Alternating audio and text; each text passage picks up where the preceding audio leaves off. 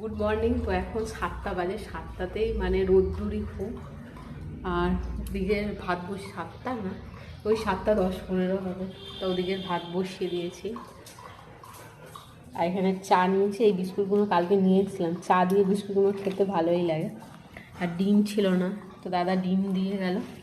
ডিমগুলোকে নিয়ে গিয়ে ফ্রিজে রাখবো। আর এইবারে থারগোল পাতা খাওয়া এটাই লাস্ট, আর নেই। যা ছিল সব নিয়ে এসেছি। আর চালতা ছিল, এটাকে কালকে ডাল করেছিলাম, তো আজকে ভেবেছি চাটনি করব। তো আধখানা রেখে দিয়েছিলাম। এগুলো সব ফ্রিজ থেকে বার করে নিলাম। ওর মধ্যে লেবু দেবো থারগোল পাতার মধ্যে, তাহলে আর গাল কুটোবে না।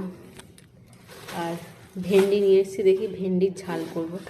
তো আপাতত এই করবো, তারপরে তোমার দাদাভাই কি বাজার নিয়ে আসে। তো বেলা হয়ে গেলে খুব মানে গরমে খুব রান্না আরে করতে ভালো লাগে না, দেরিও হয়ে যায়। আর থারগোল পাতাটা এইবারে লাস্ট খাওয়া, আর নেই।